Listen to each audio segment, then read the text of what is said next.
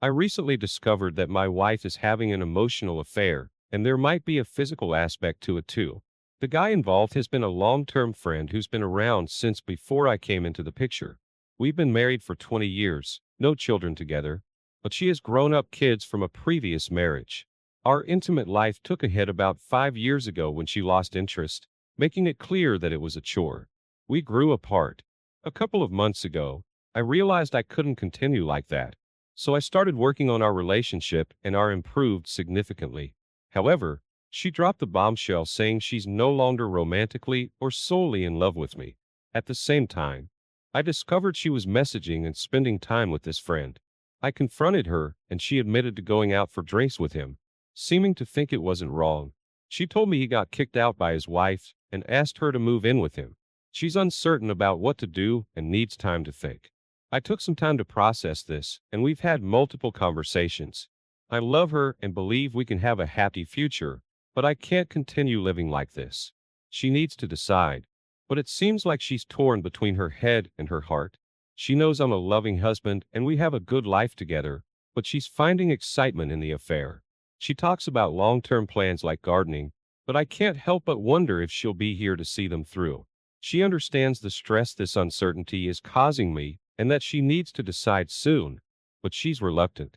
I've made it clear that I won't accept this double life, and if she can't choose, I'll do it for her because our life together should mean more to her.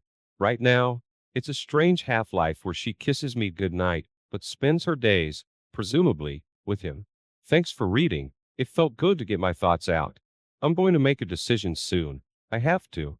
My own mental health has been suffering for a long time, and this situation has only made it worse. On a positive note, it forced me to confront my own issues and realize that I couldn't handle them alone. I've reached out for help. I had an epiphany yesterday when I hit rock bottom, and my first thought was still about how this would affect her. But at this point in my life, my top priority is me, not us and not her. The last 2 years have been challenging, and I admit I've been neglectful. Instead of addressing that with me and suggesting we find our closeness again, SHE chose to have an affair. If our marriage ends as a result, that's on her. I hadn't heard of terms like 180 and pygmy dance until I found this website a couple of days ago. I never thought I'd need to. I never would have believed she was capable of this, hence the title of this thread. The issue for her is that she knows I'm steady and reliable, and she values the security of that. She also loves our home, cats, garden, basically the whole package. But her affair partner is offering her fun and excitement even though she knows he's unreliable and the house he's in is not great. I have a question about the 180. I understand that it's about showing you're moving forward, focusing on self-improvement and becoming a better person. However, during this time, doesn't it seem like you're indirectly accepting the affair by allowing it to continue? This seems to conflict with most of the advice on this thread, which suggests confronting the wayward spouse and putting her in a position where she needs to make a decision promptly. I apologize if this sounds confused, but I am indeed feeling that way right now. On the positive side, I've seen a doctor and started taking antidepressants. I also have a therapy assessment booked for tomorrow to help me cope with my depression, which has been a hidden problem in my life for the past couple of years. I'm also getting my hair colored this week, something I used to enjoy but stopped because my spouse didn't like it. Doing it now feels rebellious, but I want to, so I'm going for it, regardless of what anyone, including my WW, thinks. It should raise a few eyebrows when I return to work next week. I'm incredibly grateful for this website, especially the tactical primer and the 180. It's astonishing how accurate and helpful that information has been for me in the short time since D-Day. If any newcomers are reading this and haven't checked out those articles yet, I strongly urge you to do so, even if you're not ready to start the 180 method. This morning, my wayward spouse initiated a conversation about our marriage, which is a first because I've been the one starting all previous discussions. She also admitted that she's unsure and flip-flopping about her decision. I shared my pain and hurt caused by her actions, and for the first time, she got upset because of the pain she's caused me. We had an honest discussion about the future of our marriage, and although no decision has been made, it was clear that my words were making an impact. She also mentioned noticing a change in my attitude since D-Day, which is contributing to her thinking. So, we don't know if this will lead to reconciliation or divorce, but for now, We're still communicating, and there's still hope. I have to admit that some parts of the 180 are quite liberating and feel really good. I've booked myself a theater trip next weekend to see a show I really want to see. In the past, I would have asked my wayward spouse, and if she didn't want to go, I probably wouldn't have gone either. But this time, I didn't ask. This experience has made it clear that one of the changes I'll be making if we reconcile is that I won't hold back from doing something just because she doesn't want to. I'll decide to do something, and if she wants to join, that's fine. If not, I won't miss out just because I used to put her feelings first. This would be a significant shift in our marriage dynamics, and if she doesn't like it, well, tough. She'll need to remember that her actions caused the upheaval in our marriage and changed who I am and how I approach life. If she had any suspicions that our relationship dynamics were changing before, it's now crystal clear to her.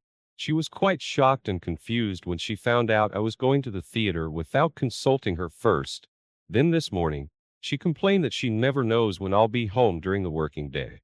I usually work from 8 to 4, but as I have a mix of office and work from home days, I just tell her I'll be home around lunchtime. She found this unpredictability unsettling and didn't like my new, less predictable schedule, even though she's complained before about me being too predictable. Hi there. Thanks for your best wishes. Over the weekend, I went to the theater, and while the show was a bit cheesy and not fantastic, it felt amazing to get out and have some fun. I've always loved live theater and shows, and interestingly, I used to work at that exact theater for a few years, which was quite a thrill. One small change to the plans was that my wayward spouse wanted to go with me. So I agreed, and surprisingly, we had a very good time together. She's been more attentive and affectionate lately, and seems to be making an effort to bring us closer. We appear to have entered a new phase where she has either ended the affair, or she has escalated her lying to a significant extent. Naturally, I want to believe the former, but remain cautious about the latter.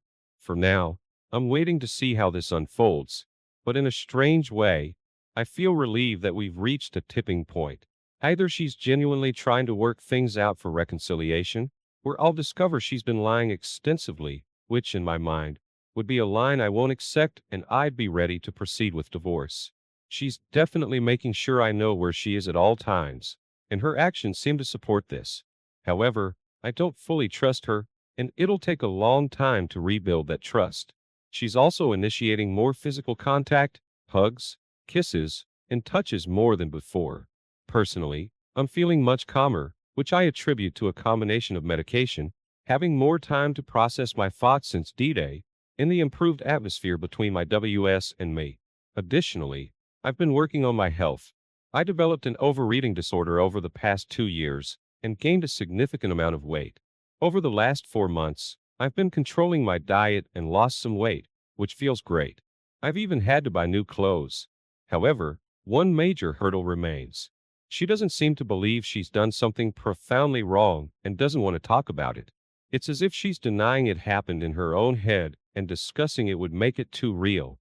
She also doesn't grasp the hurt. I understand we're different, and she wouldn't feel the same way, but I need her to comprehend how deeply I've been affected. I've printed an article from this website about the tears of the betrayed spouse and plan to read it with her at the right moment because that article precisely describes how I've felt. It's still early days here, so I don't know where this will ultimately lead or even exactly where I want it to go at the moment. But I'll keep moving forward and see how things unfold. I can't believe she might try to love bomb me, but as the title of this video suggests, I have to admit that all of you have been right on target so far. I'll mentally prepare myself in case she attempts that. This morning, I focused on practical matters like sorting out my council tax and other financial stuff. Since I don't have a forwarding address for her, they had to call her to get the information, so she already knows that I'm taking steps to organize my finances. In the afternoon, I spent time with a friend, just talking. She's been through a divorce, so she understands what I'm going through. Tomorrow, I have another friend coming over to help me rearrange furniture, change the use of some rooms, and essentially help me claim the space, as he put it. My wayward spouse is coming over on Saturday morning to take away the chickens we kept in the back garden, and I don't want to be responsible for them. So I'm already preparing myself for that encounter. I'm completely exhausted tonight as I've had a very busy yet productive day. This morning, I received a message from my wayward spouse saying she wanted to collect the double bed on Saturday when she comes to collect the chickens. I've already disassembled the bed and placed it by the door, ready for her. I know this might seem overly generous, but there's a purpose behind it. I've completely reclaimed the house. I moved my belongings into the larger bedroom, rearranged the furniture, even replaced the canvas wall hanging she liked with a framed football shirt. I also bought new bedding. There's nothing left in the room to indicate she ever lived here. She had also left a lot of her stuff lying around the house and in the bathrooms. I decided that these things were in my way, so I boxed them up and added them to the pile of chicken-related items she's collecting.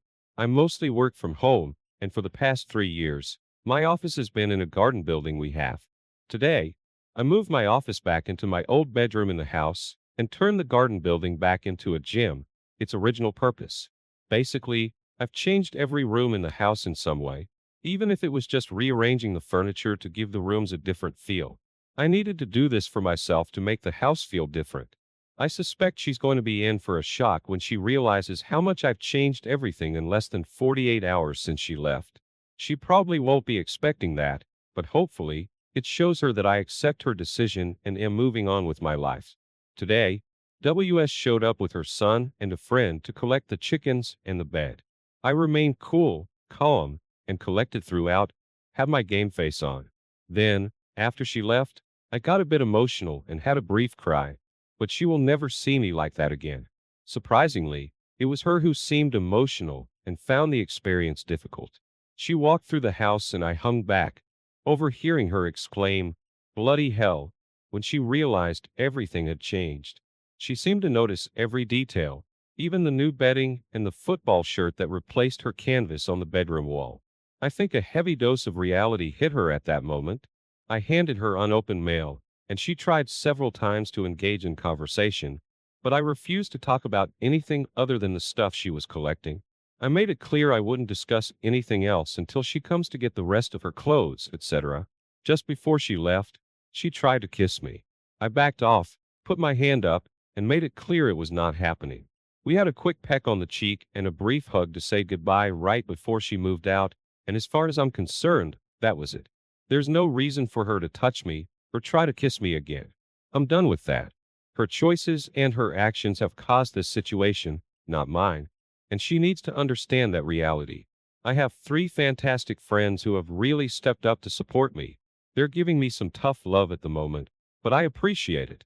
I was under strict orders to WhatsApp 2 of them when she had gone, and the third, who doesn't do social media, is coming over later today to see how things went this morning. My support network has been in full swing today. 2 friends came over, and the third was on the phone with me for over an hour. I'm incredibly grateful for their support. I was talking to my friend who's been through a divorce and has known both me and my wayward spouse for many years. I was telling her about how WS behaved this morning when she came to collect her things. She got emotional and seemed overwhelmed, and she couldn't wait to leave. My friend believes that WS expected to arrive this morning and find that nothing had changed in the house and that I would be an emotional wreck in the corner. Instead, WS encountered a calm and confident Detroit spouse who had completely rearranged the house and physically distanced himself from her attempts at affection. My friend thinks WS has suddenly realized that she's lost control of the situation and me, and that I've taken back power and control over my own life. It does make sense. Despite the pain WS is causing me, I did feel some sympathy for her this morning because the whole experience seemed to upset her so much. I guess that says more about me as a person than it does about her. I can understand that it must have been shocking for her to see the house she's lived in for many years suddenly changed, but she's made her decision and now needs to live with the consequences. Our friend also believes that it won't be long before WS realizes she's made a huge mistake and wants to talk about moving back in. Unfortunately, she went through a similar experience with her own WS a few years ago. I need to mentally prepare myself for that possibility because right now I'm not ready to deal with that emotion. A couple of months ago, I was mentally prepared for her to leave, realize her mistake, and I might have considered taking her back, but I'm no longer where I was 2 months ago, and I can't even contemplate moving toward reconciliation anymore. I told her at the beginning of this process that there would come a point when I'd had enough, and the pain would be too great to continue. Her comments this week, actually moving out and admitting that she knew a month ago but didn't tell me because of my mental health problems, have pushed me past that point. I can't understand how she could have known all that time and still be affectionate to me each day, making me believe she wanted reconciliation. How could she kiss me, hold me, and talk to me the way she did, all the while knowing she had decided to leave? I truly feel like I've been living with a stranger. I need advice. I've been communicating with my wayward spouse via WhatsApp to arrange when she'll come to collect more of her belongings, and we've also started the divorce process. I've received the divorce form and will fill it out this week, then I just need her to countersign it. The divorce process in the UK is more straightforward when you submit a joint application, partly because we don't have at-fault divorces anymore. However, some of her communications have been a bit strange, and it seems like the speed of the process is upsetting and overwhelming her. I'm naturally an organized and practical person who, once decisions are made, gets things done as soon as possible. I'm now applying the same principles to the divorce, hence wanting her things gone and wanting to get the divorce process and financial settlement underway, even though it still takes at least 7 months, even if both parties agree. I understand that she's lost control of the situation, but I don't understand why that should matter anymore. She's getting what she wanted, which is to live with her affair partner. So why should it be a problem that I'm being practical and giving her what she needs, namely a divorce? Is she getting upset because I'm coping so well and not falling apart emotionally? But again, why should that matter? She left to live with AP, and if there are still any caring feelings left for me, shouldn't she be happy that I'm coping and handling things calmly and practically? I realize she might be concerned about the divorce process becoming contentious. Her first divorce was apparently very acrimonious, and her ex-husband still can't be civil to her even after all these years. They rarely communicate, but occasionally they have to because of their children. However, I'm not him. I've assured her several times over the last 2 months that, although this is not what I wanted, if we end up getting divorced, I want it to be calm and amicable. There's no need for it to be argumentative. The decision has been made, and the best outcome for both of us is to work through the process and then go our separate ways. She told me last week that she's only told 2 friends about our situation. I visited one of them today to return a spare key to our house, and it's clear that even though she's a friend to WS, she thinks WS has lost her way and doesn't approve of her actions at all. I'm totally confused. OMG, this morning was incredibly tough. WS came to the property with a van to collect more of her belongings, and today felt much more difficult than Saturday when she first came back.